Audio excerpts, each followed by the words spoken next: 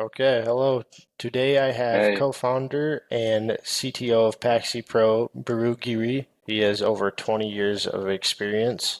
I appreciate you coming on today and taking time out of your day to do this for me. yep, I'm glad to be here too. Perfect. Yeah, so I did just want to start off basically. So you are the co-founder of PraxisPro. What is PraxisPro and what do you guys do? Yeah, so it's Praxis Pro. So Praxis PraxisPro. is a Greek word for learning, training, and just coaching in general. So you can infer it in different ways. So we are an enterprise B2B SaaS company that is disrupting how commercial teams in life sciences sales organizations up level their selling game by practicing their selling skills against an AI agent. So we provide the platform, a multi-tenancy based hosted platform that uses AI and a lot of proprietary and secure knowledge bases that are generated based on the data that our customers provide and give them a safe and secure environment to practice their selling skills because these are very high value prescription organizations. I mean, their prescription sizes range from anywhere from about $7,000 to $12 to $14,000 per prescription. So we want to make sure that they're always on top of their game when they're selling Yep. so that they can optimize and increase the overall prescription size. So we build this platform that's disrupting the space for life sciences focused on pharma. Cool. So then they basically get to practice their sales techniques and improve with an AI agent. And then is that only pharmaceutical sales or is that just your main point? Right now, I mean, so our platform has broad applications. So because, I mean, it's a training, it basically improves the overall training game. It has broad applicability across different verticals, but we wanted to be sure when we built the platform that we wanted to be sure that it was deeply integrated into one vertical to start with, and we chose life sciences, specifically pharmaceuticals, to disrupt this space. But I mean, the way we have implemented the platform, it has broad applicability to different verticals like executive coaching, learning and development, one-on-one coaching. You could even take it to government, law Yeah. enforcement, pick the domain. I mean, it has broad applicability in all these particular domains. Okay. That's cool. So then what is your specific role and how do you fit into the bigger picture at this company? Yeah, so I'm a technical co-founder and chief technology officer here at PraxisPro. I do a bunch of things.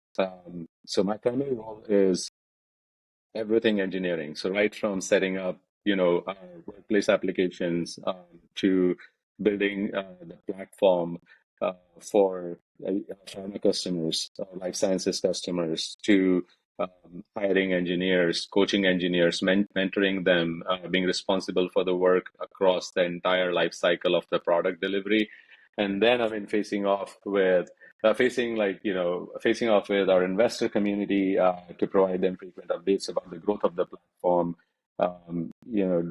writing articles, innovating new solutions. So we recently filed for two patents on our platform. So that was another thing that I'm responsible for. So providing that technical oversight. And then, I mean, just be the visionary or uh, looking into the crystal ball, so to speak, to see what direction the industry is really going in and how that applies to the growth of our own platform. So, what are the challenges that exist in the marketplace, and how Praxis Pro can be that platform that can solve these particular problems with the tools that we already have, or by extending the platform to have the tools that will solve those particular problems. So, that is sort of like, my role in here is to be that all encompassing evangelist that builds these cool products that will help our Yeah. customers. Yeah. So, yeah, quite the role there. So on your daily schedule, is it more meetings, would you say, or are you behind the scenes a little bit more? There is no specific template. I mean, as far as, my day to day is concerned, I mean, but on a general level, it is a mix of some engineering meetings, some founder meetings, some customer meetings. And then, most of the time is behind the scenes coming up with the next big product idea or to focus on you know, focus on any incremental growth that we need with our platform, and to make sure that, we're always thinking and about what's the next sort of frontier in an innovation. So I do a lot of that. There's a lot of thinking time and ideating time that I partake in order to make sure that we're always moving forward and we're disrupting this particular space. Awesome. And then, as far as this whole industry goes, what major shifts are you seeing right Oh, that's an interesting problem. I don't know where to start. So let's see. Because AI is like, it's such a unique type of bubble. Because I don't know, for many people, that are more younger, they haven't really been through the dot-com bubble, right? Everybody wanted to do online shopping at the beginning of the century, right? Everybody wanted to have a website, and then everybody wanted to, have like a shopping cart, and then they wanted to do payment systems, and they wanted to really do a lot of this good stuff, right? And then, suddenly, there were too many people who weren't thinking about how to really do this effectively, and then there were problems, and then suddenly the bubble burst, and a lot of companies that existed they're no longer in the business suddenly, right? Uh, it's all about, the hype that was created over several years leading into the beginning of the century, that led to the collapse of that. Now with AI, unfortunately, sorry, with AI, I don't see that happening. There is just amazing amount of scope. It's not really a very confined problem that we are looking to solve here, but AI is going through several shifts. It all started with suddenly, ChatGPT announcing that, hey, now? we're launching this cool product that will allow you to generate text, and you could create documents, and you could create poems. If you remember, like, people were creating all kinds of weird Oh yeah. poems with ChatGPT, right? And then people said, okay, you know what? You can create this, but then there is something you can do more. Like, you can have LLMs, and you can prompt the LLMs, and then to do some even cooler things. So people started doing prompt engineering, and then it started the whole era of prompt engineers who would prompt the engine to get certain things done. Now, when prompts, and this is all, by the way, in the last 3 years, right? That's Oh the yeah. pace at which this That's industry is first I moving. heard of it was Yeah. a couple years ago too, starting with Yeah, ChatGPT. yeah. So it's all like moving extremely fast. It's not like the older technologies that took like time to mature and get better, right? Here's the things are moving exceptionally fast. It's very competitive.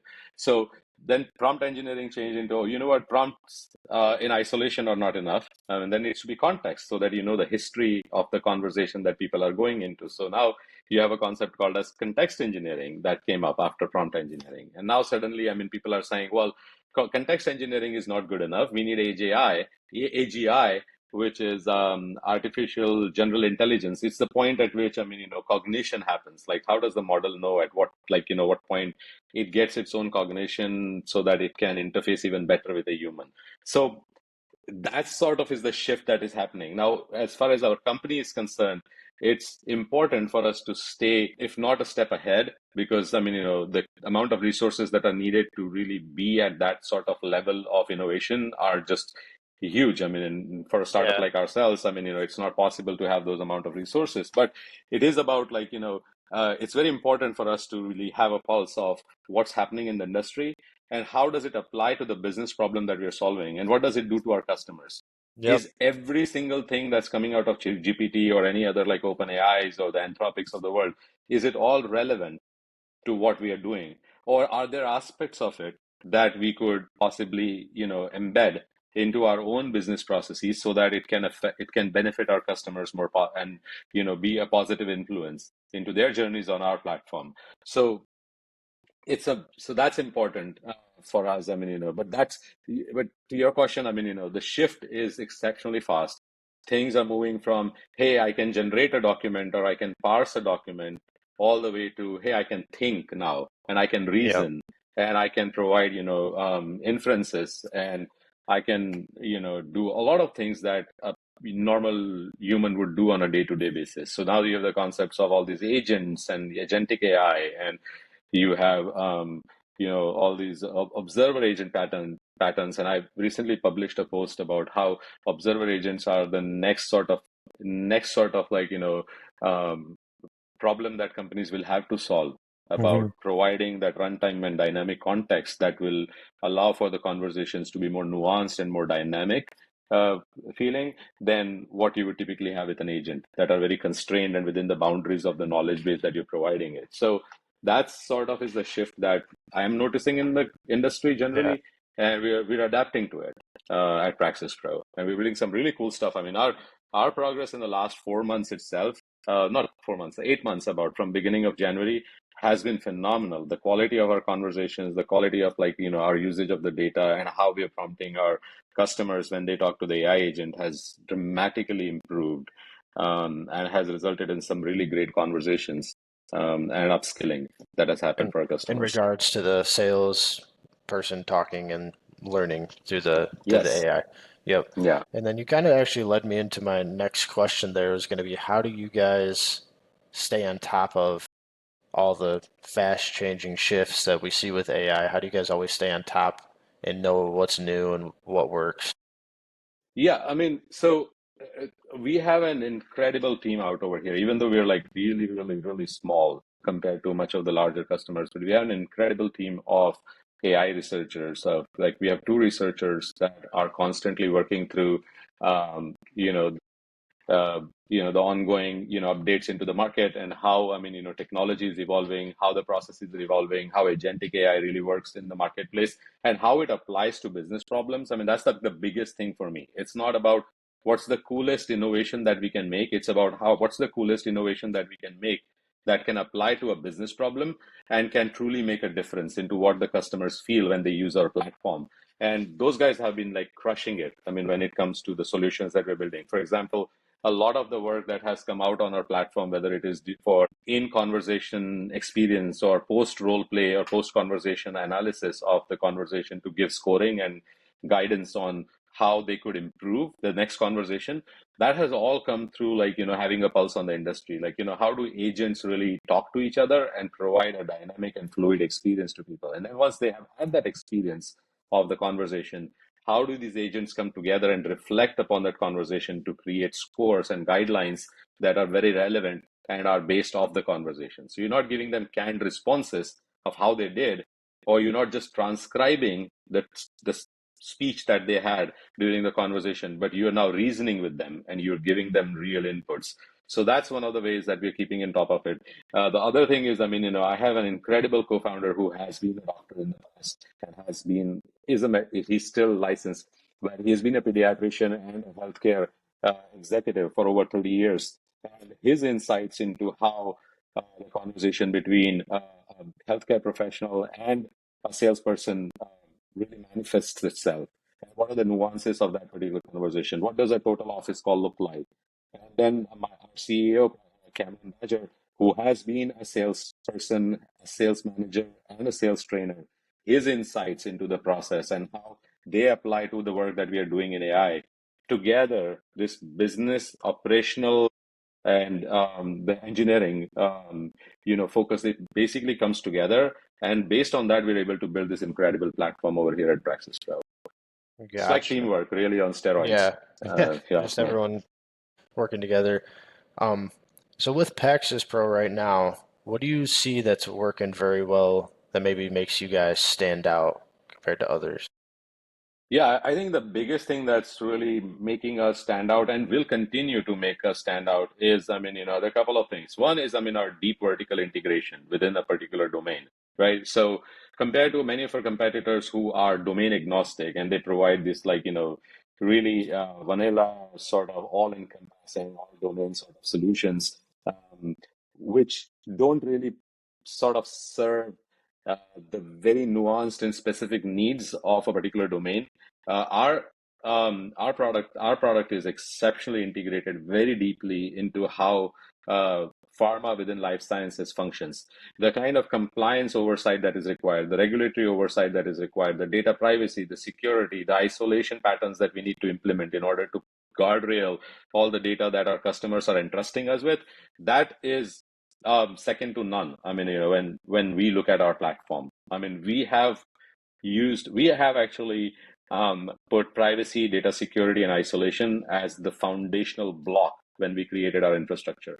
On top of that, the kind of industry expertise that we bring in together between the three co-founders is something that does make us stand out because we understand what our customers want. We understand why they are saying certain things. We understand the why behind some of their requirements, and we anticipate them, we preempt them, and we proactively handle them. So that actually gives a lot of confidence to our customers that we have a team that truly gets it Yeah. about how we function. And when you get that sort of a fit, right, it's like two Lego blocks coming together as one. And that Yeah. stickiness is hard to beat when you look at Yeah. other sort of like where you're trying to really put in, um, you know, like a square block within like a round hole or something like that, right? I Mhm. mean, it just doesn't work. I mean, in our case, we fit exactly with what our customers want, what their requirements are, and that really just makes us stand out generally. Yeah, that's amazing.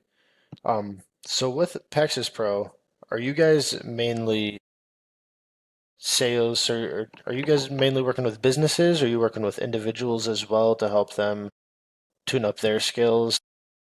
No, we are purely like, an enterprise B2B SaaS B2B. company. We do Yeah. not work, yeah, we don't have like a retail sort of sign up. In the future, yes. I mean, on our roadmap, if you look at 5 years down the line, we do have, plans for a solution that would allow um, individuals to really gain the benefits that we would have with 5 years of Yeah. experience in this space. But for now, I mean, our sort of moat and our sort of like focus area is purely large or smaller, even smaller enterprises who want to really improve the quality of their commercial teams through the understanding of the product, the marketing strategy, the brand alignment, and how to use all of that knowledge to their advantage when they go for that office call to turn those office calls into real revenue. Yeah. And then how are you connecting with these people? Are you connecting with them mainly through LinkedIn or With customers, sorry, with like reaching out and finding these businesses that you oh, want to work with? yeah, it works very differently. So Cameron Badger, who is the CEO of PraxisPro, he has worked in some very large pharmaceutical companies as a salesperson, as a sales manager, as a sales trainer. You typically don't meet these people over LinkedIn. I mean, you could do Yeah. cold outreaches, but generally, I mean, it is through um, either your investors make that connection, or you get some of these connections at conferences, or I mean, as an individual or a salesperson, you already have your own sort of Rolodex of connections within the training and like within the training organizations or the sales organizations that make those connections, and then you basically go through the overall demo process and the overall commercial you know um, procurement life cycle, so to speak. Yeah. Yep. Gotcha. And then, um, so I did hear you talking about in 5 years potentially being able to deal with or do B2C as well. But if you could solve one major problem today, maybe not major, just one issue today, what would that be? I think, I mean, the biggest one is about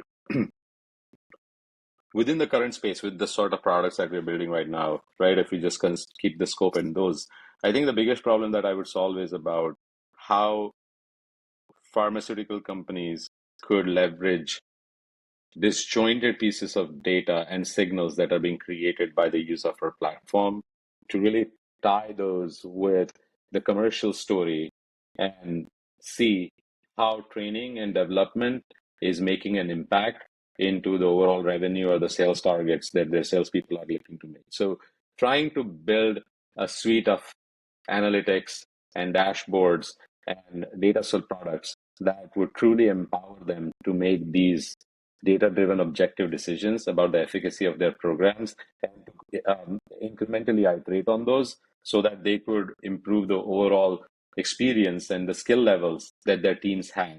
That would be awesome to build. I mean, not only, I mean, does it have, commercial value, but overall, like it has a human value.